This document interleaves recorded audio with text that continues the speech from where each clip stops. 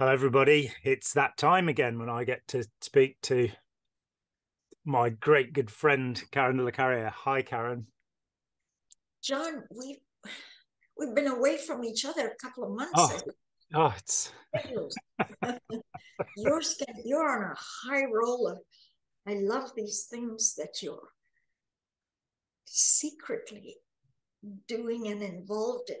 Fabulous. Thank you for the briefing you just gave me. Secret briefing. Yeah. Secret briefing. Good on you. So good anyway, to see you, John. Good to it's see always you. good to see you, Karen. Yeah. Always good. Yeah. And so terrible bad news that Lisa-Marie Presley has passed away far too early, age 54. The daughter of a man who was probably the most famous man in the Western world for a while, Elvis Presley, and his Scientologist wife, Priscilla Presley. And we have a statement from Lisa-Marie about her involvement with Scientology, and she was involved from childhood. I was slowly starting to self-destruct. They were taking my soul, my money, my everything.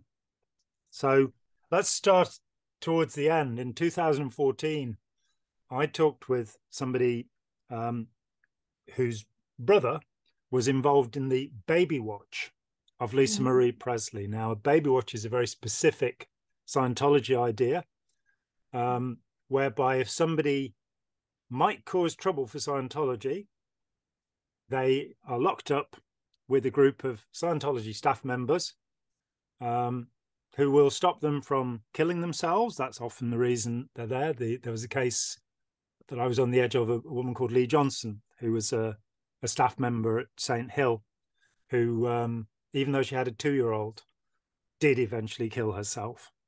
A story that was not reported because the newspapers were frightened by all the legal threats of Scientology. But it's a commonplace, this idea. And what had happened with Lisa-Marie was that, as she said, she was starting to self-destruct and she wanted to leave. So they camped this little group of Scientologists with her to make sure.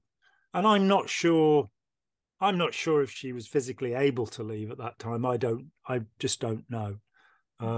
But she did leave and had another 9 years free of Scientology. And now we have this terrible news. Now, you had some involvement with Lisa-Marie Presley, didn't you? Yeah.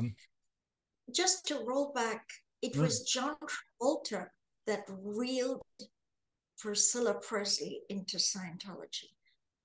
Priscilla had some rough time, depression. She was in a weak state of being persuaded. And Travolta convinced her that Scientology therapy could handle her woes. Yeah.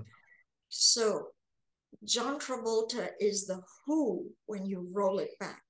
Now, John Travolta, let's say you weren't educated. It would be hard for you to undo what you have, all the knowledge you have.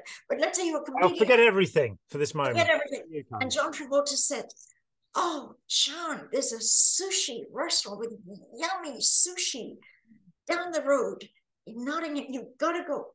You would go because Travolta wouldn't recommend a sushi restaurant, right? So Travolta's weight of his celebrity reeled in Priscilla. And Priscilla reeled in her daughter. Now, Celebrity Center, before moving to this castle on Franklin, was a brick and mortar 3-story outfit on a street called La Brea. Very, very main street. Yeah. La Brea intersects with Hollywood and Sunset Boulevard. That's how central it is. I've been there. I've been to the La Brea tar pits. There you go. Oh, you've been there, yeah. And this black limousine would pull up. I didn't always go to meet Lisa at the black limousine, but I recall one time Priscilla shouting, handle her. And she was being forced out to enter La Brea and come in session with me. And I And was how old was she at this time? 11, 11 years old. 11 years, 11 years old. Oh, if Scientology can rake in money on children auditing, John, I got to tell you, misguided parents think we will be generous. We will pay for our children to have Scientology indoctrination. They believe it's a gift. Mm. I just want to tell parents, you are completely overriding power of choice of your child by enforcing and shoving them into indoctrination, very often against their will. There are a couple of forums on Facebook full of second generation who've left, who've departed, and who are actually quite, I would say, bitter that they were dragged through Scientology procedures as children. And And terrible things happen. You've got the Scientology kids, you know, a group of people I tremendously admire for what they've done over the years. But just, you know, winding back and thinking about the way children are treated in Scientology, one of the most heartbreaking stories I've heard was from a woman whose children grew up in the Sea organization, and she, you know, believed, and so she gave them the barley formula instead of mother's milk. And this, she said, you know, by the age of, I think, about 4, one of her children had lost all of his teeth. They'd all gone black and fallen out because of this stupid idea of feeding high fructose corn syrup to babies, you know, as if there could be. And this is from an old Roman formula that Ron Hubbard remembered. I mean, this stuff is really dangerous and destructive. And then when you look at some of the procedures and processes that children indoctrinated into, the most difficult cases I've ever had were all second generation. It was always second generation, born into it, and they don't have anything to return to afterwards. So they have to construct a world. It's like if you're brought up in the dark, your eyes won't work. If you don't have light to stimulate the brain to form the pathways, then your eyes won't work. And with second generation Scientologists, they have much further to go than the rest of us, because it's such an invasive system, so much more so than anything else I've encountered. And I've looked at tens and tens, maybe hundreds of different systems. There's nothing else like Scientology. It's unique in the way that it overwhelms people. Conway and Siegelman said this in their book Snapping, that Scientology has the most debilitating set of rituals of any cult in America. And they reckon it would take 12.5 years to recover from Scientology if you were not helped. And I wrote that, they published that in 1990, the last edition. I was in touch with them 6 or 7 years ago.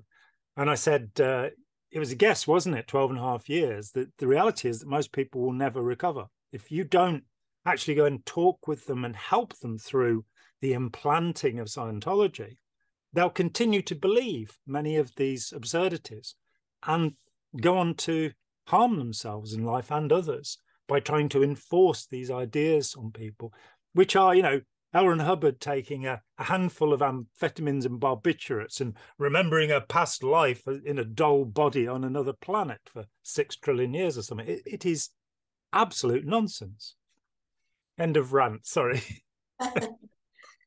Yeah, you know, it's heartbreaking, but I know of children who've been disowned by their parents for leaving Scientology. Imagine, John, just imagine the bond of parent and child. You would think that would be indestructible. Inviolable. Yes, it's sacred, it's precious, but you're talking about how insidious Scientology can tangle with your mind so much that the disconnection policy and renouncing your own blood child can be. Scientology is a love only me cult, or love me first cult. First, I am first in line. Family, spouse, and all that are lower down the food chain. And people will love the cult more desperately and more fervently and more loyally than their own child. Can you elaborate on that? Can you just shake your head in disbelief? The horror, it's a horror because what we have is a situation where parents who are willing to do that, the first thing I have to say is they haven't become adults. They haven't become grown up. The point of becoming grown up is where you can take responsibility for your own life and don't need to look to a parent to tell you what to do. Of course, in a good situation, no matter how old you are, if your parents are alive, they can offer you advice, but you will make the decisions in your life, no matter what the advice is. That's what being grown up means. That's what being adult means. So in Scientology and in other authoritarian groups, the cult leader becomes a pseudo parent, a pretend parent. And people seem to regress in age to, I tend to think that when somebody leaves Scientology, they're 12 years old. That'd be about, because so many decisions have been taken away from them that they should have had as adults. And they're on the edge of adolescent rebellion. They've been put down to that place. And you'll often see them go through, they'll leave the cult and smoke dope or, do whatever it was they do, and when somebody who's like 50 years old has decided they're going to grow their hair and, wear sandals. So to take that thought and say, well, this person has now said, Ron Hubbard or David Miscavige, worse yet, is my parent. Scientology is my parent. They can then reject their own children. I have 4 children. My perspective is that I have no choice but to offer them unconditional love and support. So whenever I hear one of these stories, the Jehovah's Witnesses, I was in St. Petersburg and a guy who was helping me was 35 years old, and he said his parents wouldn't talk to him. And it just stops me, that thought. You understand kids not talking to their parents, that's going to happen. But parents not talking to their kids, that is childish. It's irresponsible in the extreme. But it's cult doctrine. Yeah. They're not just, they are obeying. The cult says continuous adherence to a suppressive person or group makes you a suppressive person. This is Scientology nomenclature. I've said this before, I'll say it again. The pretense when you enter Scientology, the pretense, the lie, is man is basically good. And that's really, I think it's in the, it's in the opening statements of what is Scientology. Man is fundamentally, his character, his goodness, he has all this overlay of reactivity and all, but that's fundamentally he's good. But in Scientology for the next 10, 20, 30, 40 years, they will harbor and harass you for your evil in set checks, in OW write-ups, in sending you to the ethics. They are fixated on getting your transgressions. What have you done? What criminal act are you hiding from us? What evil intention? The whole of false purpose rundown, which people do for 50 hours, 100 hours, is to flush out evil purposes. The L's zero into evil, your evil impulses, your evil. So, and then, like me, after 40 years, and other people 30 years, and Mike Rinder 40 years, you're declared an antisocial personality, or suppressive. So after all of that, you were evil anyway, but they didn't detect it. They have all this high tech and they didn't know that you were a suppressive person. While they sucked out 60 to 80 hours a week of labor for $15 to $20 a week pay, they didn't know you were a suppressive person. But after 30, 40 years of using you, and in spite of saying man is basically good, they have the cognition that you were evil anyway. John? Yeah, and all the work they've done over the decades has come to nothing. That after I got in Scientology, I was 19 when I got in Scientology, and my mum, who was a well-respected citizen, a town councillor, and a leading member of the Conservative Party, and all of this kind of thing, and an absolutely lovely woman, she very sensibly thought, well, I'll go and check this out. I won't tell John. I'll go in and I'll see what it's like. And she did a communication course. She thought it was a very odd thing. You know, she arrived and there was somebody in the corner of the room shouting, "Off with his head!" You know, there were people with plasticine, clay, making things. You know, it was very odd, but she quite liked some of the ideas. And the upshot is that she lasted 8 years. She was involved for 8 years. And then the story of a squirrel, David Mayo, came out in 1982. And she looked at this thing and she made a very straightforward observation. David Mayo was Ron Hubbard's auditor, his counselor.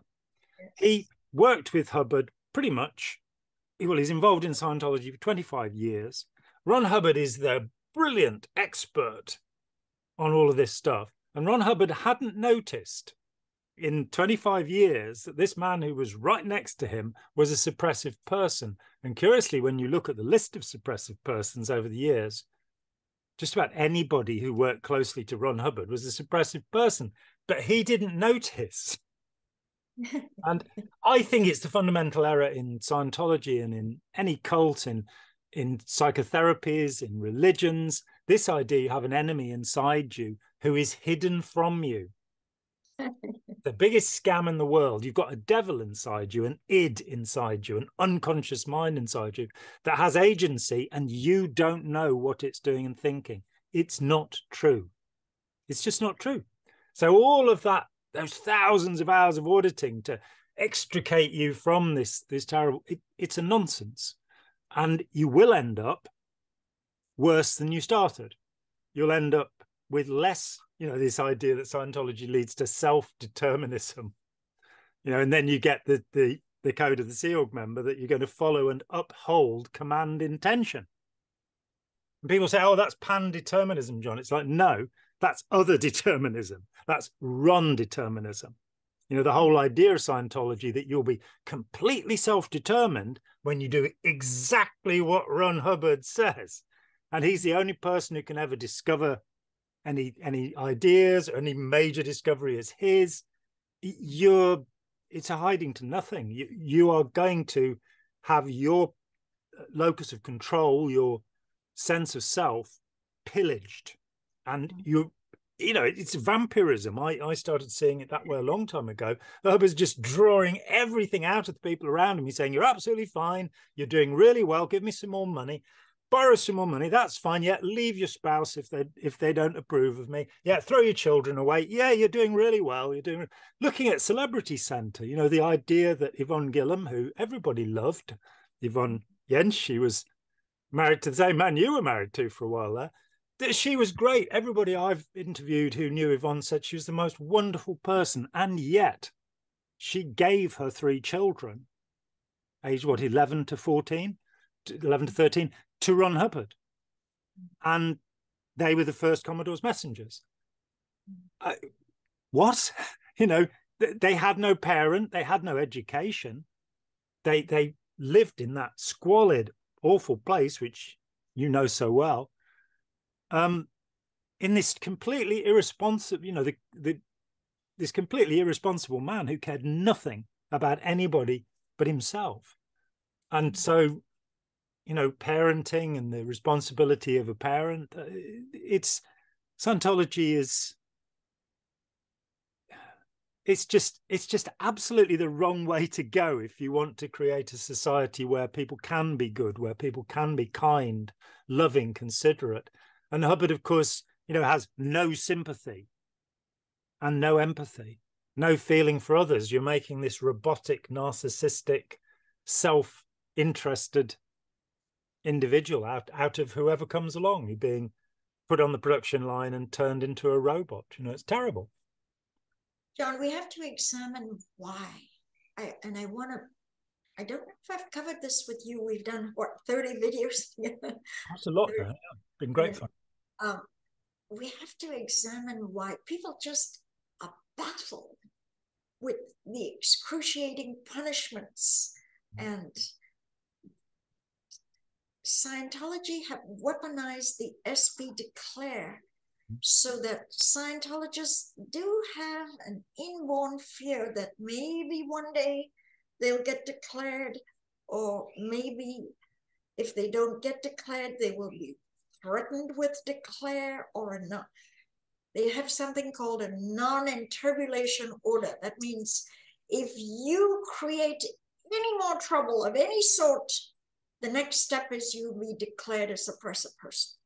So this is always dangling. It's like the sword of Damocles. You know that legend where there's a sword hanging on the string.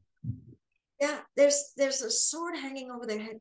But I've got to explain, because I did all the technical stuff, why people swallow this, and not just swallow it, but swallow it with such incredible devotion that they will choose Scientology over their own child. We have to explain it, because otherwise people walk away and just think some people are too stupid and moronic to, they almost deserve, if they were that idiotic, then they deserve it. We don't want audiences to think like that. So I want to explain a couple of mechanisms. And then I want to go back to Lisa and what Baby Watch really is. Baby Watch is bodyguarding someone.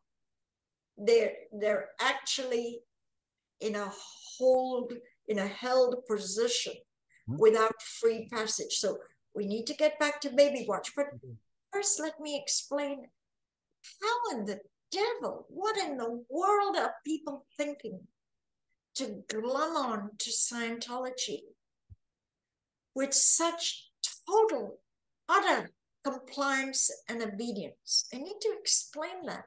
Did I ever get into that with you in all the previous videos we've done? We've touched on it, and I have some ideas to share as well, but please go ahead. I'm fascinated. Let me give my thing, and then it would be fabulous for you to give your cerebral analytical analysis of how you see it. But let me tell you something. When one experiences a very, very good feeling, I want to call it a high. You can get the same thing by jabbing yourself with heroin or winning $1 million in a Las Vegas casino or winning a lotto. There is a moment of complete and utter joy, joyfulness. And nothing in the world worries you. You have achieved a special kind of happiness. In the lower levels of Scientology offers something a little bit unique. You're in the bubble. You're in a room, very quiet, very private, and there's a counselor whose entire attention is on you.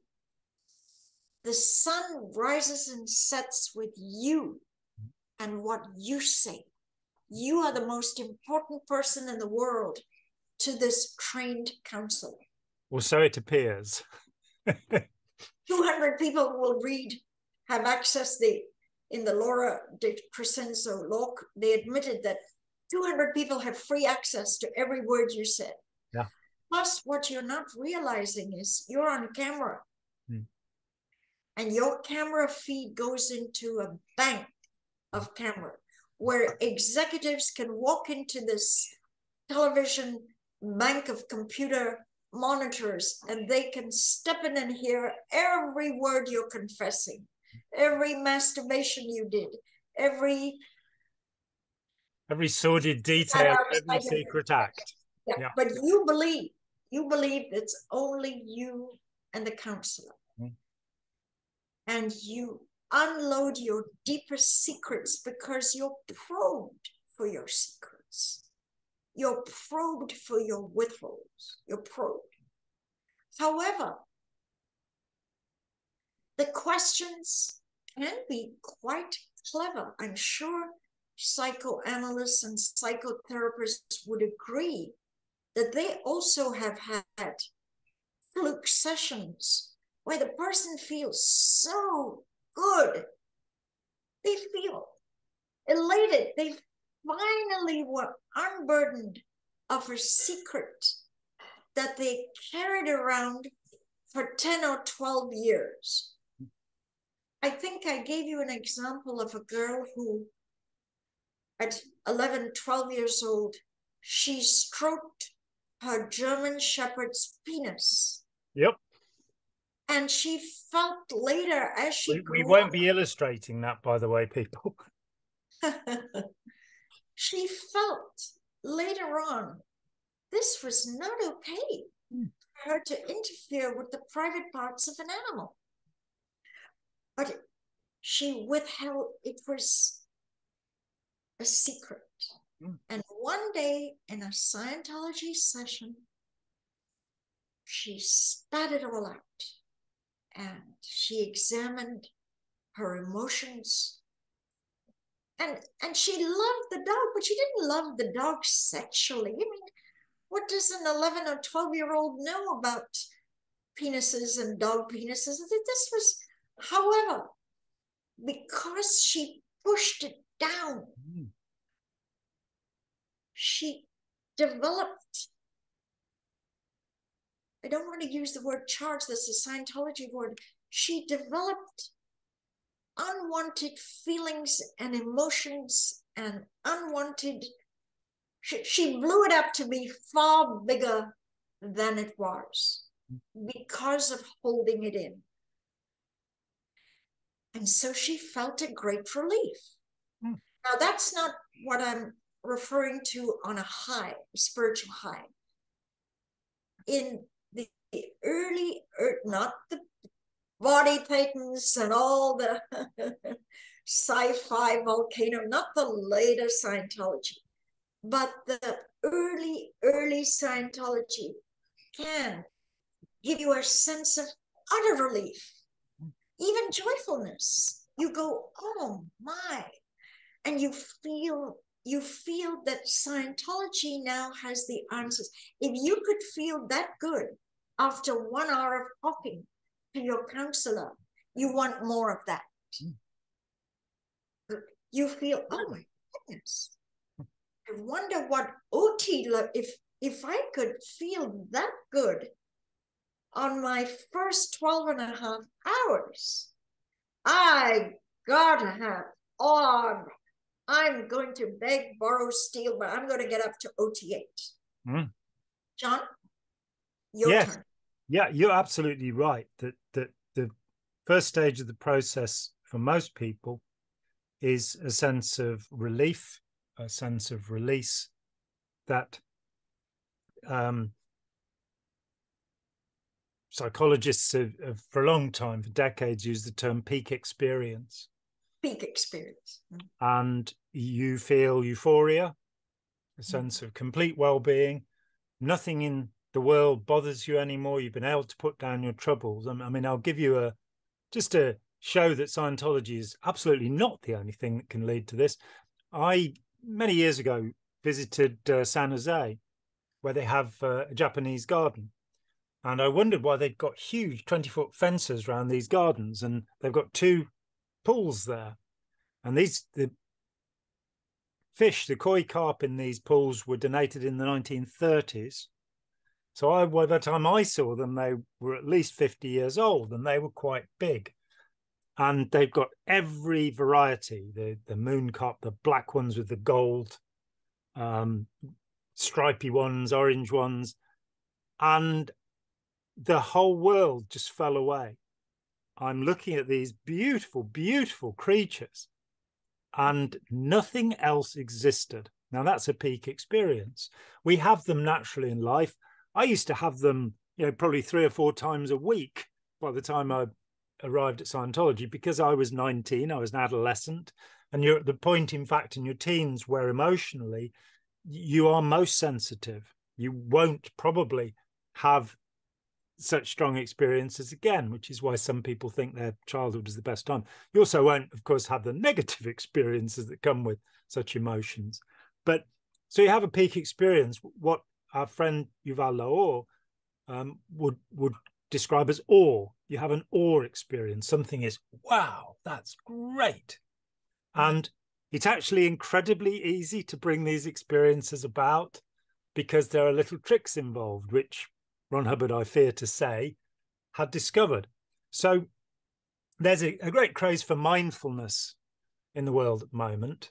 I just read a review of a book in New Scientist where Daniel Goleman and a man who the reviewer calls Rinpoche, which is actually a title, not a name, but let's not worry about that. It's a Tibetan term for a master.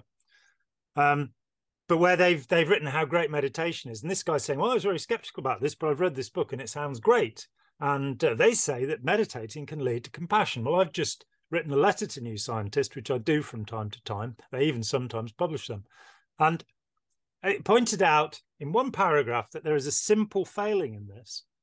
The entire Japanese military, from the end of the 19th century, every man jack of them were trained in meditation. It did not lead to compassion. It led to the largest massacre of civilians ever at Nanjing. More people died at Nanjing than died at Hiroshima or in the Dresden bombings. And they were slaughtered by the Japanese army, who did not show them any compassion. The Zen master, who had taught the general who led that, his meditation, his Zazen, wrote him a letter congratulating him on bringing true Buddhism to China. That's how much compassion. So there's something very interesting in this mindfulness. It used to be Transcendental Meditation. That was very popular before. And the National Institute for Health in the US spent $23 million researching Transcendental Meditation before deciding that it wasn't that useful.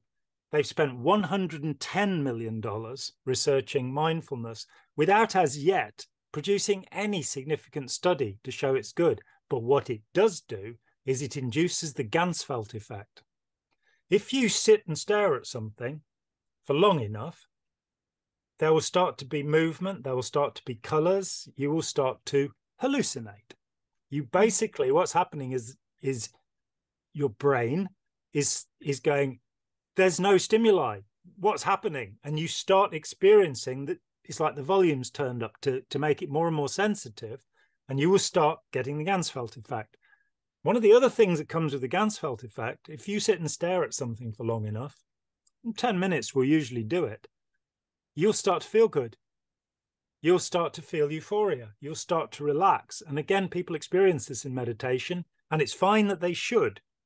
The problem is, if you then connect to that, the thought that whoever taught you this technique has special knowledge.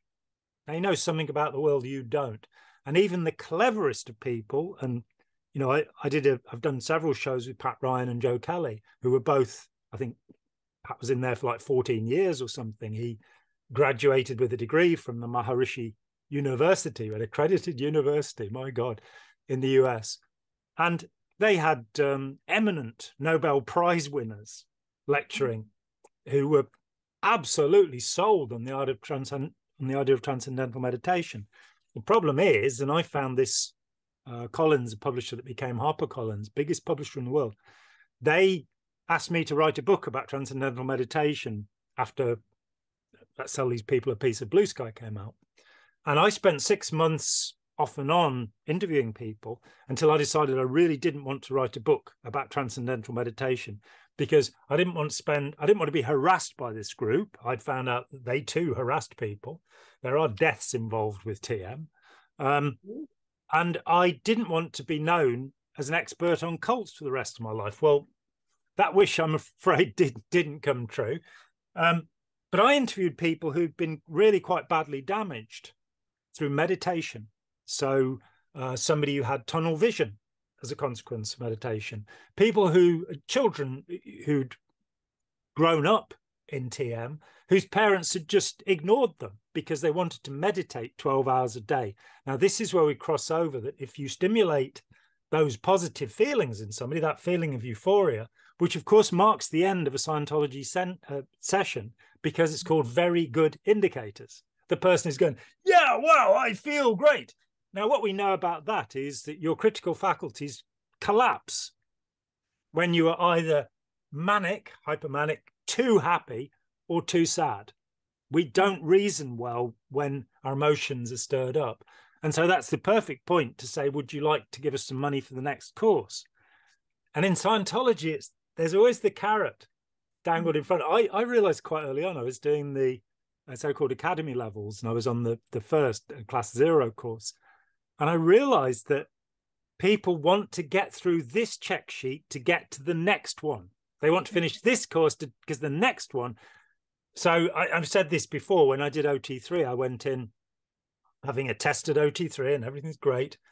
And the guy who'd regged me, the guy who'd sold me on this, I went to him and said, he was in a bit bizarre position because he'd been the technical secretary UK before he realized that if you want any money at all and you work on staff, you have to be a registrar because you'll get a commission when you sell things. Everybody else is starving. Your registrars can afford to have a car, to not have to roll cigarettes, incredible thing. And so he'd had this cognition, this realization. And so he was a strange position. He'd been running all of the auditing, and now he was doing this. And I went to him and said, I don't really feel any tremendous benefit from doing this. And I thought, retread, have to pay for it again, do it all again. That's what I thought would happen. And he just looked at me and said, a lot of people find that. Now imagine that. A lot of people find that OT3 doesn't work. That's a wild thing to say. You need OT4. So I did OT4, where they deal with the little indwelling demons that have got drug problems. As Tony Ortega says, why we should be paying for their drug problems, I don't know. But that's what you're doing. And I did OT4, and then I went in and said, I don't really feel any tremendous benefit from OT4. And this guy looked at me and said, a lot of people find that. So it's like, a lot of people find that OT3 doesn't work and OT4 doesn't work. You need OT5. So I signed up for OT5 and did 25 hours of that, which was, and I had the top guy in the UK, Richard Rees, Bill Clinton's mate at Oxford, the guy, Clinton thought Scientology was okay because he liked Richard Rees. I mean, that's not a very rational way to come to a decision, It's like doing Scientology because you met John Travolta. It's, we both know Spanky Taylor, so we know that John Travolta is not the cleverest pencil in the on the roof, or whichever analogy you want to use. He is not a deep philosophical thinker. Let's be polite about it. But people will join up because Tom Cruise or John Travolta or somebody who's been successful in the acting, who's a celebrity, is saying this is a great thing. Well, so there's a word in Greek which is coming to English, and the word is ecstasis. And we have the word ecstasy from this. And it literally means standing beside yourself, standing outside of yourself, which of course is Scientology is totally. That's all you're meant to be achieving. You're meant to be able to escape your body. And for me, in recovering from Scientology, being willing to accept that having a body is an absolutely wonderful thing was one of the things that I had to come to go, this is great. I've got this thing that I can sense, and not despising the body, not hating the physical body and thinking, I'm a Thetan, I'm a, this sort of thing that's above the world. But you induce this state of awe, this state of euphoria, where the critical faculties are collapsing, and people will then attach and go, well, yeah, what else have you got? And auditing, so much of it is about simply inducing those experiences so that people then start becoming dependent, and you get auditing junkies that at the next level, the next level, the next level. I've told this story a few times. Stephanie Ryburn, who was the owner of the Birmingham Moseley Mission of Scientology, franchise as they used to be called, she wasn't there when I first got in because she was off in the US trying to work out how it was that people like, Kingsley Wimbush and Bent Corrigan were making fistfuls of money where, they couldn't really afford to pay their staff in Birmingham. So she wasn't there. And when she got back, I felt that she looked at me with total disdain. She never smiled at me. She never called me by name.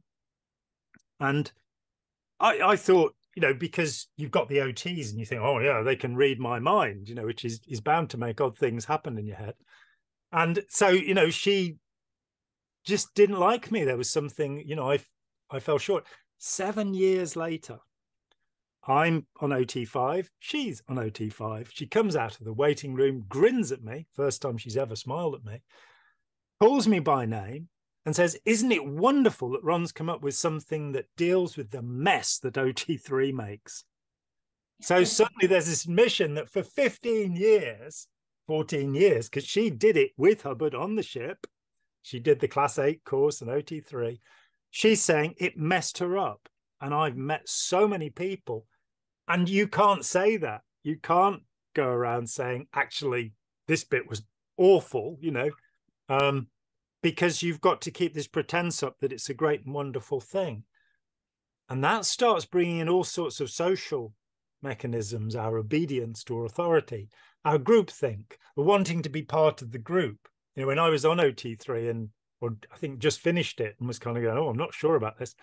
A friend of mine came up from Birmingham and he was starting the OT levels. And he was like, John, you can tell me now I'm on the OT levels. What fantastic things can you do? And you don't want to say, well, I can still tie my own shoelaces, but that's about the extent of my supernormal abilities. That it's just not. So the emperor has no clothes. You enter into this world. Hubbard says it in the open letter to all clears. And if you read between the lines, what he's saying is you're clear and all of that, but it hasn't actually made anything any better. But you've got to pretend to everybody else that now in a wonderful state, so they'll keep giving us money. And it's a terrible, terrible position to be in. That will then develop. So there are all sorts of mechanisms working in this. One of them is the consistency principle, which, and anybody watching this, read Robert Cialdini's book, Influence. This explains he added a seventh one, but the 6 basic methods by which we are influenced, and they're neither positive nor negative. They're just ways in which we're influenced. Consistency is one of them. And that means that when you started doing something, you'll keep going. I call it the inertia principle. You'll keep heading in the same direction. The people talk about throwing good money after bad. So the psychologist Anthony Pratkardis talks about a woman who was scammed online or in a phone scam, I think. Actually, this goes back some time. And she spent every cent she had, despite all of her family saying this person is a scammer. So you get the thing saying, I'm a Nigerian prince and I'm going to inherit millions. If you just give me $10 now, then that'll allow me to do this. And then it's, oh, I'm sorry, I need $200 now. I need $500. I need it. And once you start heading in a direction, you'll keep going in that way. So with Scientology, once you've bought the Kool-Aid, it was actually Flavor Aid. That was a brilliant marketing move on the part of Flavor Aid to blame Jonestown on Kool-Aid, but once you've sipped the Kool-Aid, there's this progression of And even though it's evident, if you sit down and think about it, none of the people around you have supernormal powers. People in Scientology are obsessed with money. They're obsessed with themselves narcissistically. They aren't kind or charitable or loving. Those are not qualities that you would attribute to Scientologists. So even though you're surrounded by these people and people are being worked to death in slavery and human trafficking, somehow the blinkers go on. And it's all about, one day I am going to have supernatural powers. One day I will be enlightened and I'll be able to, blow planets up if I feel like it. And rather than, how will I get enough rice and beans to eat for my dinner tonight, which is more the actual lived reality of Scientology. So yeah, it's about giving somebody a peak experience, a high, as you quite rightly put it. And then what usually happened when I left, I spent the first year after I left, and I talked to so many hundreds of people, and I'd say to them, what was it that persuaded you that Scientology was the right thing for you? And it was either a book one session, because they'd become, from the late 70s, they'd come back and they'd have had a high experience there, or it was training routine 0, or meditation as it's called elsewhere. Tratak is the specific staring at another person form in Hindu practice. And then it would be, did you ever experience that again? And none of the people I talked to, I'm sure there are people who did, but it was like when you talk to people about drug experiences, the first time they used LSD or whatever it is, it was fantastic. And then they tried to get that experience again, and it was never quite as good. And in Scientology, and even then, what is the use of getting high? Well, let me jump in here. Now, yeah. I have a couple of things to say. First of all, the peak experience is only transitory. And there's a crash and burn that inevitably follows that joyful happiness. You live on planet Earth, you have bills to pay, you have conflicts, you have neighbors that worry you, you have business partners that rip you off, blah, blah, blah. You're not some isolated living in a cocoon without external influences. So no matter how happy, that peak experience is very limited in time.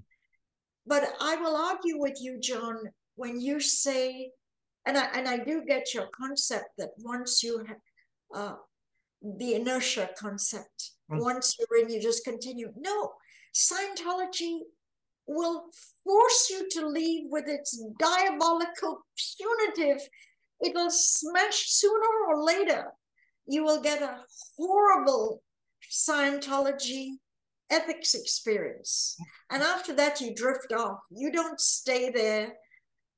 I mean, the amount of people that just depart and leave is more than what they're bringing in, which is why their total quantity of practicing Scientologists has gone down, down, down. They can't recruit enough because they harm those already in, forcing them to drift away.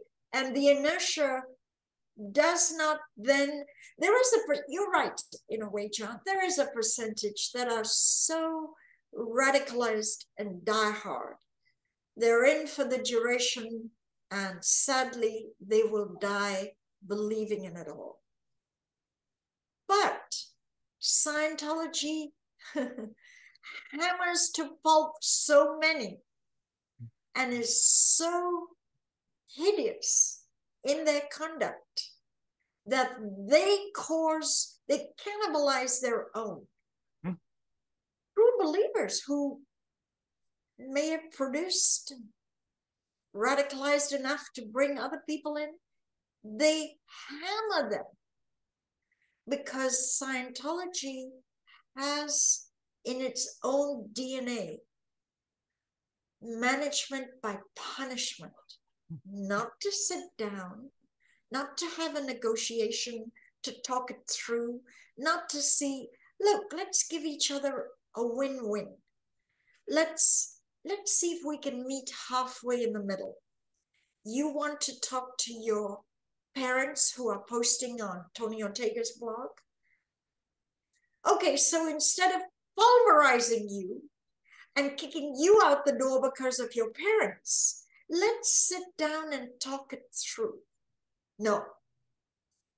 Scientology brings the hammer down, but they won't refund you your money.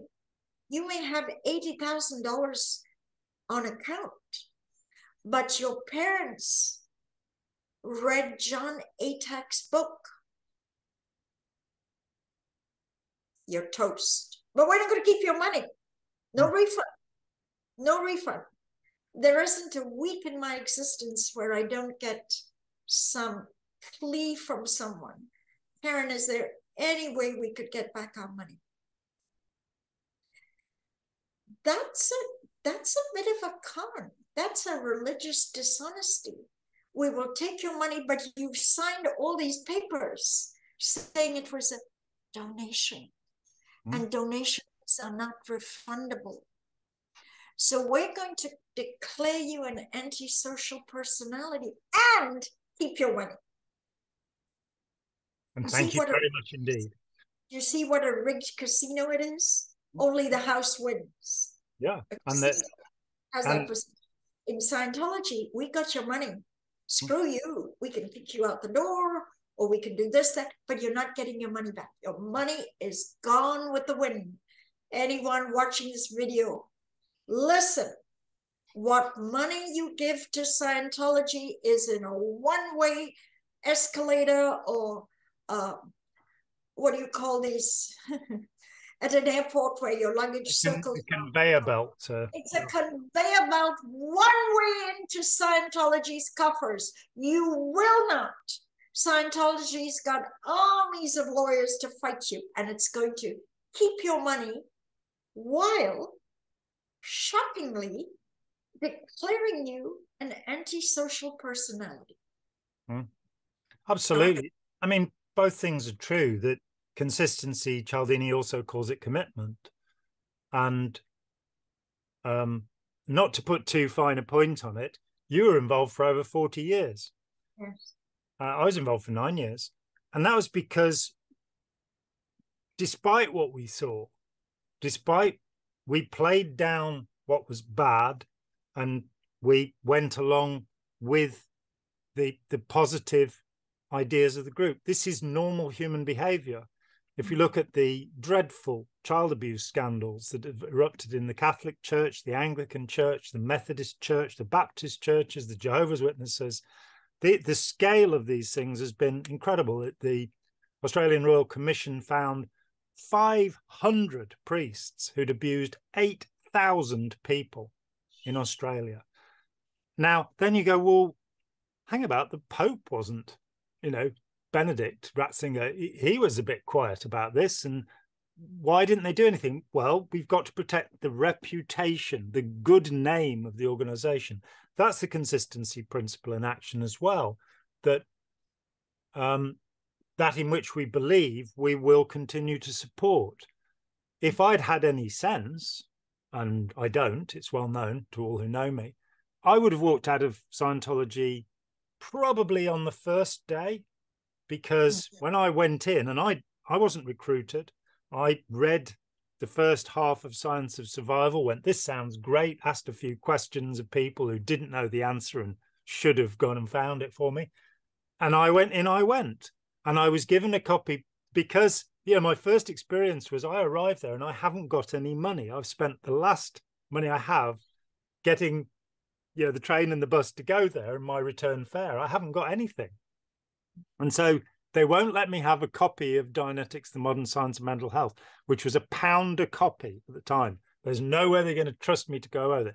So there's the first red flag. The second is they give me 2 copies of Advance magazine, where I'm being told that Hubbard is Maitreya, the future Buddha, who will save all of humanity and take humanity in his lifetime into nirvana, or nibbana, if you want the Pali. Now, I was a Buddhist, and I read these things, and I went, this is complete nonsense. And my first act, the first week I was in Scientology, was to write to the Pali Text Society and say, they're claiming that there's a prophecy that a red-haired man will come in the West 2,500 years after the Buddha, and he will be Maitreya. And I got a letter back, almost by return of post, where they said, well, this is the Book of the Great Decease, which I've subsequently read. And of course, it's not a mainstream aspect of Buddhist belief. Nothing about a redhead, nothing about the West, nothing about 2,500 years, just that there will be a future Buddha. So those were lies. But I decided, on balance, that Scientology was offering me something positive. And again, Chaldean influence, he and a logic professor went to a Transcendental Meditation recruiting meeting, and these two people on the stage, back and forth, said all of these things. And at the end of it, the logic professor stood up and asked them a series of questions, and neither of them could answer any of the questions. He pointed out logical inconsistencies in what they were saying, and they had no answers. Then they watched as people signed up for the course. So at the door, they said to people, why did you sign up? And the standard answer was, if we'd thought about what you'd said, we wouldn't sign up. But we're desperate. We need change in our lives. So we've signed up, even though, and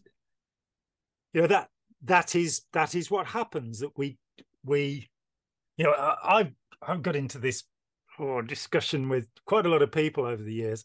People keep telling me that that critical thinking is the answer to our problems.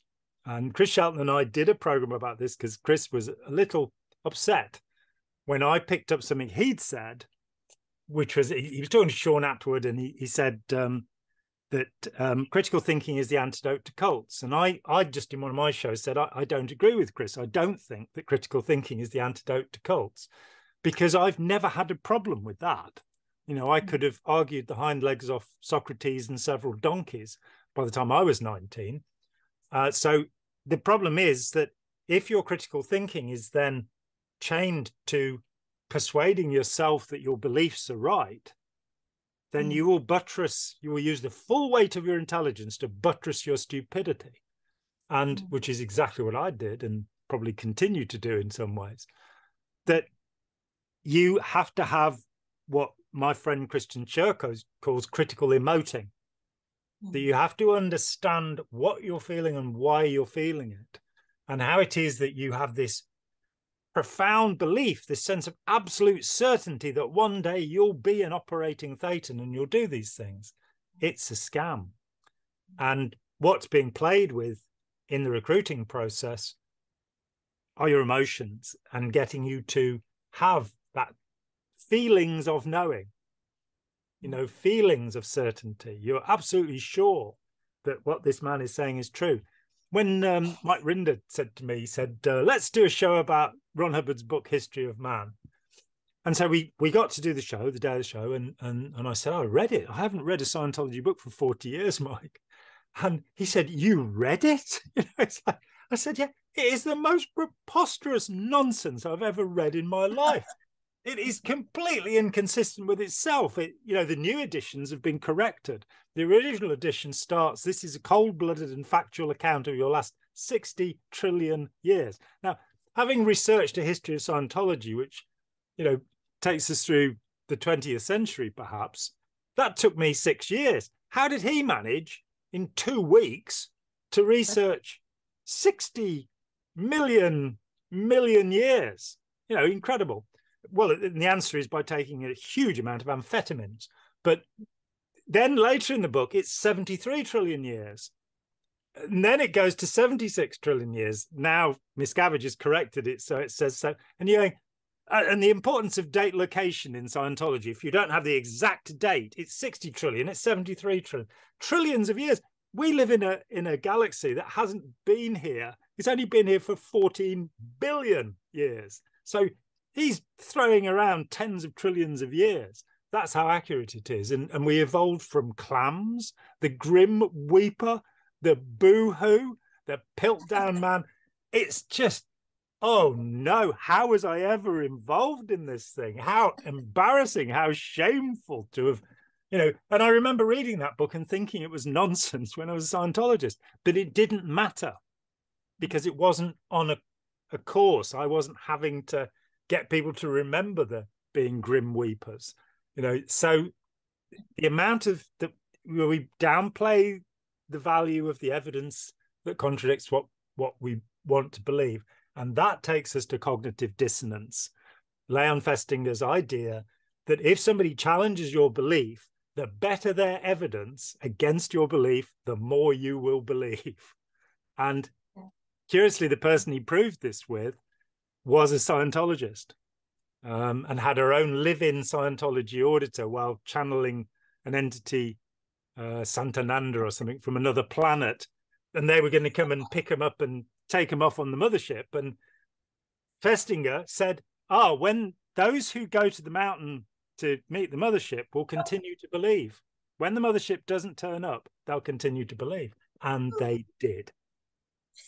So that's our tendency. Your needle's floating, I can tell from here. John, I want to summarize. That was hilarious. I want to summarize. We've gone over an hour. I like to keep it. Yeah, keep it short. Yeah. Donate us 1 hour of time. There are three important lessons here. 3 important lessons that I want to just. Never give a Scientologist any money. Money. It's a conveyor belt. Now, some people do get it when they go to Graham Berry, or they go to Tony, like there are tactics where you can win, but believe me, it's in clampdown. The money thing is. The second is, if you get a win and say, oh, this is not, I get a win, and I was great. Believe me, you will crash and burn. That win is temporary at best. Yeah. You're lucky if it lasts 2-3 days, maybe even 2-3 hours. That's really interesting, because my thought is it does tend to last 3 days. And curiously, if you look at faith healers like Benny Hinn, people get out of the wheelchair and they can manage about 3 days. And then they have all the pain of having walked around when their body was not fit to do it. Adrenaline can only keep you going for a certain time. But yeah, you get the adrenaline opioid response, and it may last 3 days, and then you'll be, it's a roller coaster. You are now a potential trouble source. You're just again and again, as happened to Hubbard, quite evidently, when you read, he keeps saying, now I've found out how to do it. No, scratch that. Now I've found out how to do it. No, scratch that. Now I found out how to do it. Every 6 months from 1950 onwards, he cancelled Dianetics. In 1951, in Science of Survival, he says, don't do this, it's hypnosis. And then it was reissued in 1977. And I haven't seen anybody mention that he cancelled it because it is hypnosis. But sorry, that's your second. Yep. Got it. That was it. It doesn't matter what you achieve in Scientology. It's temporary and transitory. Yeah. You can give them $1 million, you can give them $10 million, you can have every process under the sun, moon, and stars. Super powerful. That's good. Superpower teaches that squeakiness, doesn't it? And oiliness and things. Yeah. Anyway, it's transitory, and people think, if I go back and have a little fix, little repair, it'll all work out. Well, let me tell you, Scientology charges you for every repair megabucks. Normally, any conscientious entity, any authentic business, if they give you a lemon or something that had a manufacturing defect or was in some way not working out to what they promised, they will fix it for free. Right? You take in your computer because it's switching itself off, you just bought it, it's not working, boom, you get a replacement right there, no questions asked. If the company is ethical. In Scientology, even if they messed up, They often say, well, you weren't set up for that. You needed to be set up. Or worse, they've got all kinds of labels for you. Mm. You're PTS, you're a rock slammer, you're a no case gain, you're a degraded being. You are overcharged. You have an SPBTO cluster. You not only have a troublesome BT, you have a PTS BTO cluster flooding your mind to make you PTS, or you have an SPBT or an SP, whatever it is, you got the why that you didn't maintain gain is you. So those are the lessons. Don't think if you had a Scientology win, you will go bankrupt as much as anybody else who didn't have superpower and 3Ls and OT8. Your wife will divorce you just as much as if you didn't go up to OT8 with 3Ls and superpower. Your health, your heart attacks will occur just as much as if you never went to OT8 with 3Ls. So the one thing that you don't have now is money in the bank. Or friends. Or a job. Or a life. And let me underline something here for anybody who's watching who doesn't know this. Karen knows what she's talking about. Karen is one of only 8 people in the known universe who's trained to the highest level of Scientology, and she spent decades, trying to help people using this material. So when she says this is what happens, this is the voice of a tremendous amount of experience. This is really worth listening to. That, just don't try this at home. What can we say? Don't get into Scientology. And the End of Scientology, of course, is this brilliant course, which Hubbard very carefully didn't release while he was alive. The only person who, I think, did the original OT8 course, the highest level on the bridge to this day, was Otto Rose. And I'm not sure he did the same course that they've released, but they threw him out as well. It's like, because he was a suppressive person, Hubbard found suddenly after many years of working with him. It's about 8 years of working with Otto. But on OT8, we are now told that basically you've got to undo what you've done in Scientology. So the end phenomenon of Scientology, there is a brilliant story that Hubbard retells, and it's a story by Lord Dunsany, who was a 19th century story writer, who was a lord, apparently, and very nice for him. And this story, and I remember reading this, it's from a lecture, but it was in Advance magazine, and it's like, so there's a prophecy that this monastery will fall after 1,000 years, and the day has come when it's going to fall. And this guy wanders up from the village, and normally there'd be guards on the gate. It's a monastery. I don't know why there'd be guards on the gate, but apparently this is the way the story was. I didn't write the story. So this guy goes there, and the guards are just sitting there going, oh, it's the day the monastery's going to fall. And he walks past them, Shaggy Dog story, room by room by room by room. And eventually he gets to the Holy of Holies. This is where the secret, the power that has been generated by this monastery has come from. That here in the Holy of Holies is, the magic. And he pulls the veil aside on an empty room. And I remember wondering as a Scientologist, is he trying to tell me something? And I think he was, that it's all hype. It's all blown up. Ask for evidence. If Scientology can, I did this for years, go on stage, giving a talk, put a little bit of tinfoil on the table and say, any Scientology OTs are floating around in the environment here, watching me, which they doubtless are, because I'm the most dangerous enemy in, outside of the United States. So just move this bit of tinfoil 1 inch and I will believe. Hasn't happened yet. Ask for a demonstration, ask for proof, ask for evidence, because this is, after all, the modern science of mental health, isn't it? It's a science. So there'll be evidence, there'll be proof. There is no proof. There are people, and we've talked about this before, that when we criticize Scientology, people say, but didn't you have wins? And it's like, yeah, when I eat a good dinner, I feel good. You know, what do you mean by win? You know, when I realize something, I feel good. In Scientology, I felt elated many times at the end of processes. You know, I got really high on Scientology, but cocaine would have been a lot cheaper and a lot less dangerous. Well, I'm not advocating that because I'm not a fan of that either. But that whole business of getting high, that's all there is in the end. The governing policy of Scientology, as written by L. Ron Hubbard in a policy letter called Governing Policy, is make money, make more money, make even more money, make others produce so as to make even more money. That is the policy of the religion of Scientology, make money.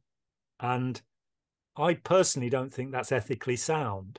I think make friends would be a much better idea. We always deliver what we promise is another thing that's the senior policy of Scientology. And they don't deliver any of the things they promise. I wanted to say on the point about suppressives, this terror that Scientologists have of the suppressive person. And so I was shortly after I had left, and I was in a supermarket where my former landlady, who was an OT4, was, and I turned to realize she was standing, you know, just a few feet away from me. She was not a slight lady. She was quite large. She lifted into the air. She jumped. The shock was so intense at realizing that she was that close to a suppressive person, and she ran. And it was sort of, when a couple of years later, I interviewed John McMaster, the world's first real clear. I mean, until 1965, there were an awful lot of pretend clears, but the first real clear, John McMaster. And he said to me, I couldn't, you know, because the suppressive person stuff was all coming down then in 65, 66. And he said, I sat with Hubbard and I said, what is this, Ron? Surely we should deal with these suppressive people, not just run away from them. And that's the whole thing in Scientology. You disconnect, you run away, because you do not have the tools to communicate with them. You do not have the tools to help them. You do not have the tools to heal them, despite everything you've been told. And that is an admission of defeat, and it runs through Scientology. We will not confront that which scares us. Just one last hilarious note. To get to class 12, all these classes, is brutal. No days off. 90-hour weeks of study, perform, videotape, watch your video back with all the critiques, week after week, month after month, to get a final pass to say you are perfect, you can deliver else, blah, blah. Well, here's the clincher, and here's the... Pierre A.P.A. did, an ex-Scientologist who was delivering in the field, did a compilation of all the first 56 original class 12s. Now, when John said only 8, he meant class 12 case supervisors, of which there have only ever been case supervisors. But the auditors, he compiled a list of 56. Guess what? 50 of the 56 were declared suppressive persons. So they worked for years and they got little to no pay. They struggled and they got their video passes and blah, blah, blah. And 50 out of the 56, after Scientology training them to class 12, were antisocial suppressive persons. Go figure. Yeah. Yeah. I thought that I met Pierre K. It was almost like St. Hill, of the original St. Hill that built it up to St. Hill's size. Like 85% of those were then declared suppressives, right? Yeah. Absolutely. So this is just a meaningless Scientology too. John, this was stimulating. We got some lessons learned. Your high is temporary, transitory, and as much as you try to get back that high that you got maybe in a power session or whatever, no, wake up. Wake up. It's a Truman Show with It a is lot of deception and a lot of, go see the movie The Matrix and then align to what you got yourself in. John, this was stimulating. Very, very nice. Yeah. Thank you, and a big hug to you and likewise. your wife. Lots of love. Lots of love. See you in a month, right? See you in a month's time, yeah. Month's time. Bye-bye, John. Bye-bye. Bye-bye. Hi, John here. Thanks for watching. We'd appreciate it very much if you would click like, as well as subscribe, and click the bell for notifications.